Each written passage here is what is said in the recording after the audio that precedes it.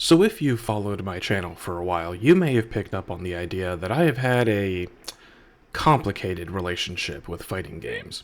It's this thing where I've always been interested in the genre. I mean, the gameplay always just looks so cool, especially when you're watching people play at the highest of levels, pulling off insane combos and parries and just all that good stuff. But when it comes to actually playing them, I've never really been able to get in and actually stay hooked on any one fighting game for one reason or another, whether it's the controls or the characters just don't appeal to me, or the overall fact that most fighting games are just universally terrible with their tutorialization. At the end of the day, I usually end up bouncing off of them and never coming back.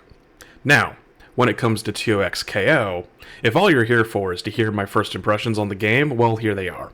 First of all, still an absolutely terrible name. I really wish they would change it to literally anything else more interesting and identifiable. Calling a 2v2 tag fighter 2XKO is like if they called Mario Odyssey just Collectathon Platformer. Especially when we're talking about something that has such a strong brand behind it with some really iconic characters. Like, surely there's a better name they could have gone with. But apart from that, I gotta say, this might be the one. I mean, this is the first fighting game where I've actually felt like I've had fun playing it and fighting against real humans in online lobbies. Like, yeah, I'm absolutely terrible. When I first entered Ranked, I got put into Bronze. I'm not going to sugarcoat that, but even down here in Bronze, I've been having fun. Like, I've actually won games, and I've lost a lot of games too, but, like, at least I feel like I'm fighting people on my skill level, and that I actually kind of feel like I know what I'm doing, at least to some extent, and I've even been able to come out with a win on the run back by adjusting my strategy on the fly, which is like a far cry better than the experiences I've had in basically any other fighting game. However, if you're curious as to some of the more in-depth reasons as to why 2XKO is managing to appeal to new players like me so well, then stick around and let's talk about that for a bit. Now, I'm going to start off by saying something that might come off as controversial on first blush, but hear me out for a second. I think that one of the biggest problems with fighting games, and a big reason why the genre has so much trouble getting new players to stay hooked, is combos. Again, hear me out on this, because let's think about what the life cycle of a brand new player is like when they try out a fighting game for the first time. What typically happens, based on my own experiences and people I've talked to at least, is the first step is of course watching someone else play a fighting game. Either you're watching a tournament, or maybe just some streamer, or even just watching your buddy at an arcade. Like, let's be real, novice players are not getting hyped over really clever mix-ups or by baiting out a whiff or something. They're getting hyped because they're watching somebody pull off that insane sick-ass combo that absolutely wallops their opponent, or some other really hard high-level technique like the famous Evo Moment 37, and then the new player is like, damn, I want to do that too, let's get in on this game. But now we run into several problems. For one, actually pulling off a cool sick-ass combo can be really hard, at least for a new player. Whether it's just due to the length of the combo or the execution barrier of actually learning all the inputs to do the various moves, especially the pressure of a real fight, it can take a while to actually master a cool-looking combo. And that's assuming that the new player is even willing to put in the time and effort. It could take hours to learn a combo from scratch, especially if you don't have anything helping you out directly, and having to waste a few hours learning how to do some kind of cool combo consistently is already more than enough time on its own for many players to just give up and stop playing before they even get to a real match. Some people call it a problem with short attention spans or wanting instant gratification, but like, I just call it good time management. Life's too short and busy to spend what is supposed to be your relaxation time doing homework to play a game that you don't even know if you'll enjoy yet. But the bigger problem comes from the fact that learning that sick-ass combo is probably the last thing that a new player should be doing. Yeah, combos are important. That's essentially how you capitalize on an opening to actually deal damage. But if you don't learn your fundamentals first, well, then you're never going to win neutral, and as such, you're never going to get to actually use that cool combo that you spent all that time learning.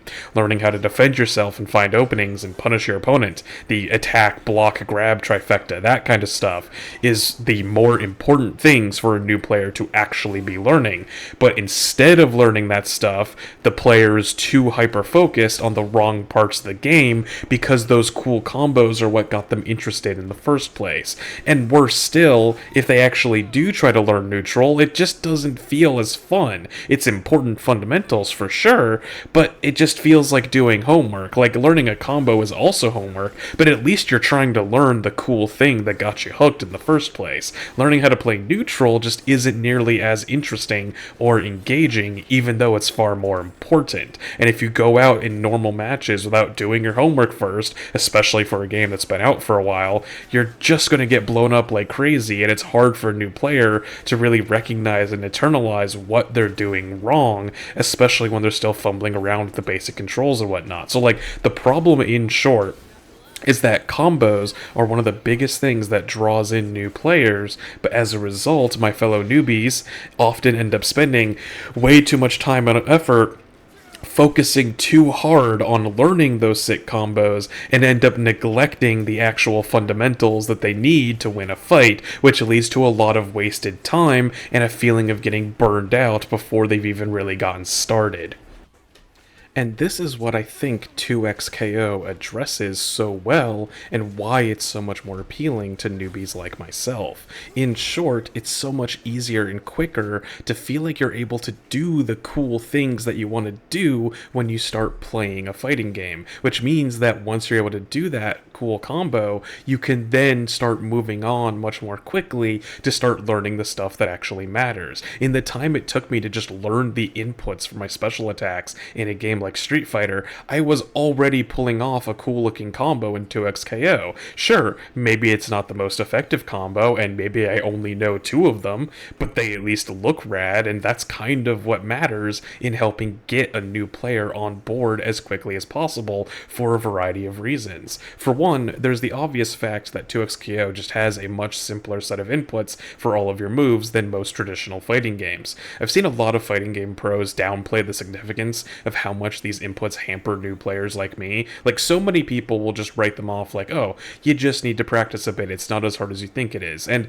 frankly, that is true, but I think that they're overlooking a few factors that are relevant to newbies. For one, all these complex inputs make move lists a lot harder to memorize. Not only is there a lot of moves for each character, but fighting game inputs just aren't intuitive to new players, especially when the same input might do something completely different on different characters. Like, a quarter circle punch just doesn't intuitively mean fireball to me. If anything, it feels like that should be some kind of rising uppercut or something, just based off of the motion input, but instead that's some kind of freaky downward Z move instead. Moves like that are iconic for sure, and it's the way that games have done things for decades, but that doesn't automatically make it intuitive to somebody who's new to the genre.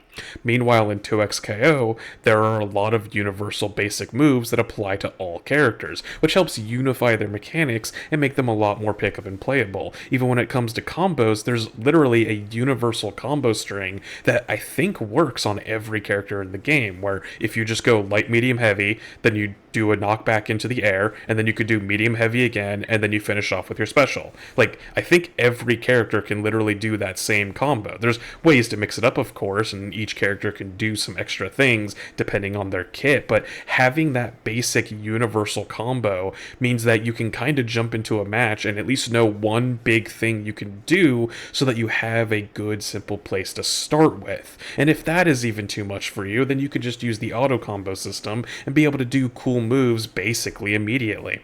Either way, like I said at the start, the game makes it so that you can start doing stuff that feels cool, the kind of things that you came to the genre in the first place for, in a matter of minutes, fairly easily, so that when you start doing real matches, you don't have to worry about landing those combos, and you can instead focus on the things that actually matter, like how to defend yourself and win neutral, which the other systems I talked about help make the game a lot more intuitive to start feeling out. And like, admittedly, 2XKO is far from the first game to do any of these things. There are examples of other fighters with universal basic systems, or simple inputs, or even auto combos and systems like that, but I feel like 2XKO is the first fighting game, at least that I've heard of, to do all of those things at the same time and do them well, and arguably even more importantly, combine all of those systems with a really strong brand that will get people talking about it, and is also free on top of that so that there's even less of a barrier of entry to at least trying it out. Of course, it's also worth touching on the fuse system as well while we're here. 2xKO is, as the terrible name implies, a tag fighter after all, which means twice as many characters per fight with that many more mechanics to deal with at once. So I could see that easily ending up overwhelming new players like myself and basically undoing all of the good work that the other new player-friendly systems are doing. But now in comes fuses, which basically let you increase or decrease the amount of tag mechanics that you want to play with. The default fuse is double down, which is your standard two-fighter tag system that lets you call in assists and swap back and forth between them with a short cooldown. And if you like tag fighters and you want to mix it up even further, there is the 2x assist fuse and the freestyle fuse, which lean even harder into those tag mechanics for higher level gameplay. But if you're a newbie like myself and you're getting overwhelmed with all these tag mechanics, you could instead go for sidekick, which makes it so that you only play as a single character, and then the secondary character is just there to call in for assists. And of course, your main character gets some extra health and stuff to help make up for the fact that you're now basically doing a 2v1 against anyone using the other fuses. And if that is too much for you, you can instead go for Juggernaut, which just eliminates the entire tag system completely, so you have no more swaps, no more assists, nothing. The second character is basically only there for posterity, and then you get even more meter and stuff to make up for it. That way, it helps keep the game simple and easier to comprehend, so that you could focus on just learning one character and their mechanics at a time. It's just another great way to help simplify the game for new players. Or perhaps a better way of putting it is that it's helping remove the barriers getting in the way between people having fun doing cool stuff, because despite all these systems making it easier for new players, that's not to say that the game doesn't still have a lot of depth to it. I'm far, far away from being able to mine away at that depth myself, of course, but I've seen a number of more experienced fighters rave about the complexity of the systems, so I imagine there's still plenty to chew on for those high-level players. It kind of works in both directions. You can use the fuses like Juggernaut to help simpler players learn the mechanics more easily, and then you got fuses like 2x Assist for the more experienced players to have fun with.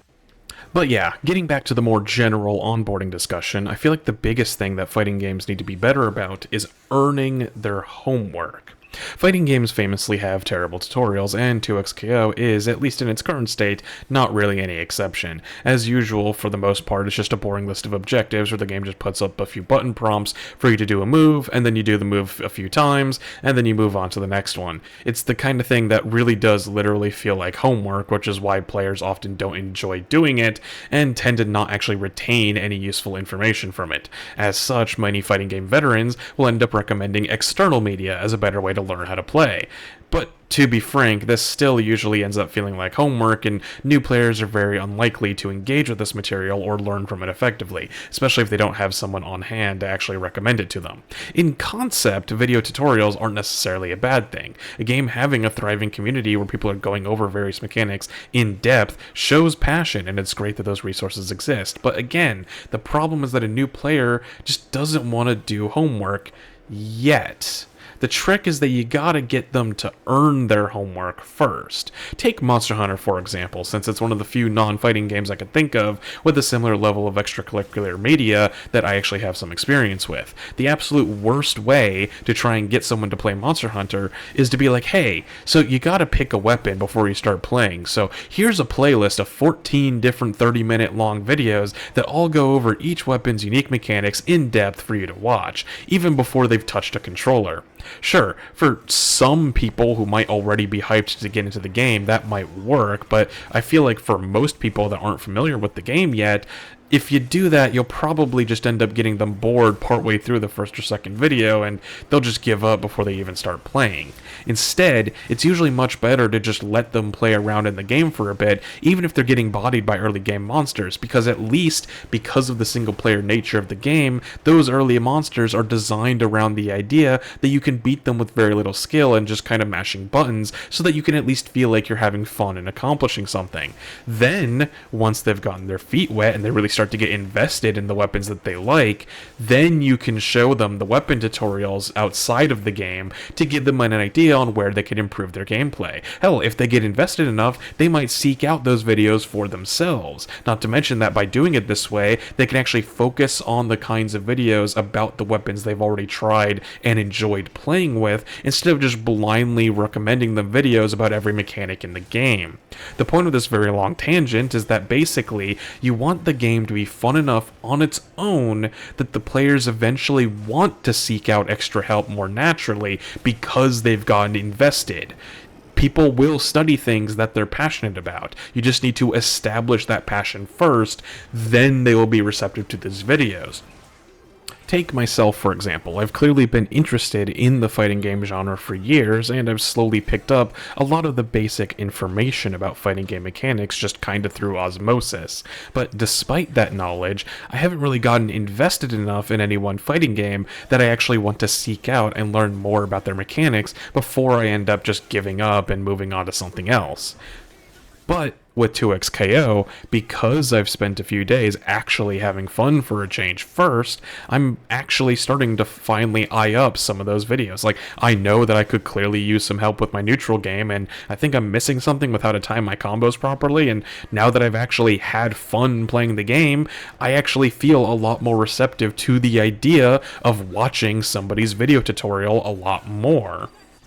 Now, with all that said, to try and shift gears to being a little bit more critical here towards the end, I do think 2XKO could still be doing a lot better with their tutorial system. Being fun enough to get people to look up extra material on their own is a good first step, but it'd be nice if they could actually teach some of that extra material in the game itself a lot more effectively. I still hold that even if it wasn't the best execution, Street Fighter 6 had the best idea for a fighting game tutorial with its World Tour single-player mode. Most fighting games have extremely basic single-player modes, if they even have them at all, and 2XKO is definitely no exception in this regard. Basically, the only thing that you can do on your own is fight bots and do the tutorial. By comparison, Street Fighter's World Tour was basically a way for them to structure a tutorial in the form of a full single-player campaign. And I mean, this is essentially how most games handle things. The strength of a campaign mode is that you can carefully construct scenarios in order to help teach the player specific mechanics as they progress through the story. That's how basically every single-player game works throughout all of time. The one downside with the World Tour mode specifically, in my opinion, is that I feel like it was a bit too open-ended, which can make it directionless and at times, and as a result, a lot of the special fights and minigames that were in World Tour to actually help teach new players can be easily missed or overlooked. So obviously 2XKO is still in beta and it's only launching into early access soon, but I still think that the full version should have some kind of better new player experience if it would have, like, if not a full-blown campaign mode, at least some kind of proper single-player, like, arcade mode or campaign or something, so that they could use that to structure a more seamless tutorial that actually feels like a normal video game instead of the basic list of missions and button prompts. Like, I'm sure that from the expansive list of League of Legends characters, there's probably at least one character that could work as a coach to give the player tips on, you know, what they could do while they're fighting bots and whatnot. Like, what they can do is they can design the AI bots to have very specific strategies to try and teach certain mechanics. Like, if you have a Vi that is being turbo aggressive and applying a lot of pressure, then the coach can give you some tips on how to get out of that kind of situation and help retake the tempo and turn things around. Stuff like that can help frame fights more like puzzles to be solved and iterated on, so that the player can better internalize the lesson when they encounter those scenarios in a real match. Like, that can be a lot more engaging than just having a list that has a bunch of button prompts for you to do. Another relatively minor complaint I have is also with the lobby system. To be fair, on the surface, I actually quite like the lobbies. I think they're a neat way to wander around and try to simulate that classic arcade experience with the ability to watch people's games and stuff by literally just standing next to their cabinet.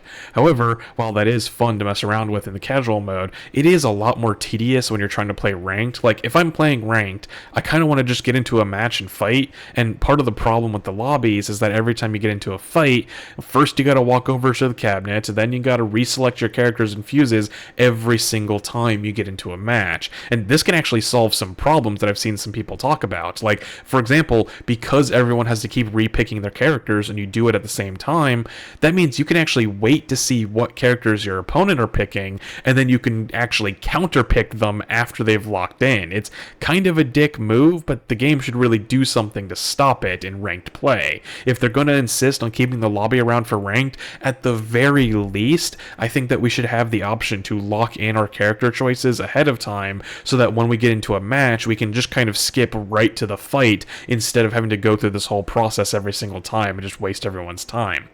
Oh, and one last thing, right before I finished writing this video, the devs actually put out a new update video confirming that the game is going to leave the closed beta and enter the more open early access period on October 7th. And that the game will include combo trials, which is definitely another appreciated feature to add. Like I said, I feel like I've been struggling a little bit with some of the more nuanced combos, so having something in-game to actually practice and help teach me about that is appreciated. They also confirmed that they're apparently adding like 5 characters a year, which kind of makes up for the one other complaint I was going to say, which is the fact that the game only has 9 characters right now. 10 when the game leaves, or rather enters early access in October. And like, that's just not a lot of characters. Like I'm not a fighting game pro, but even I know that that's a very small roster, especially for a 2v2 game where like 40% of the cast is in any given match. But if in a year it's up to 15 and the year after that it's up to 20,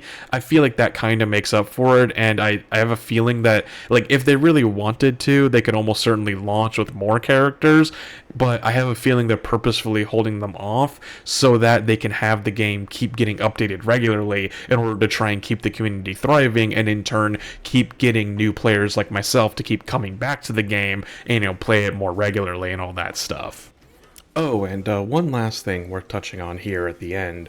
I've seen a few fighting game purists deride the idea that a fighting game has things like a battle pass and other forms of cosmetic progression and whatnot in it, and like, I kinda understand where they're coming from. A big appeal of games like this is its intrinsic motivation that you get from mastering the game and ranking up and whatnot.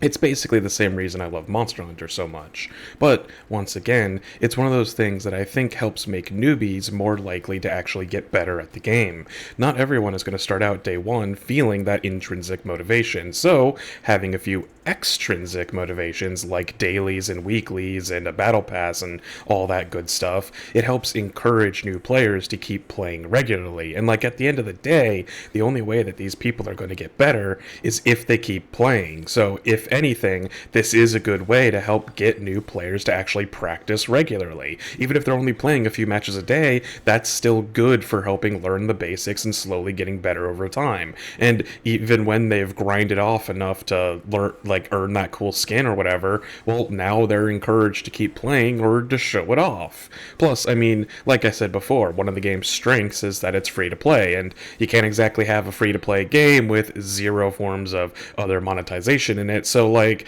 that's the trade-off we kind of have to deal with here. They have to have something like that in the game, or else it won't be free, and thus it'll lose one of its big selling points for new players. But yeah, I think that that will do it for today. Like I said, I don't know if I'm ever going to actually be good at fighting games anytime soon, but at the very least, as a novice, this is the only traditional style fighting game that I've actually had fun playing and can see myself returning to regularly. But as always, I'm happy to continue the conversation in the comments down below. I'm curious to see what kind of experiences other novices like myself are having with the game so far. And on the other end of the spectrum, I'm also curious to see what some of the more experienced fighters are thinking about the game at higher levels of gameplay too. Hopefully this game can manage the impossible and find a way to appease to both sides simultaneously, but I guess we'll have to wait to see how that plays out. But for now, thank you all for watching. If you liked the video, make sure to give me a like and subscribe if you want to see more content like this in the future. If you want to support the channel more directly, then there's a link to my Ko-Fi in the description. Shoutouts to my massive following of one supporter, Frosty Krypton. Thank you so much for the support. So once again, thank you all for watching, and I hope to see you all in the next one.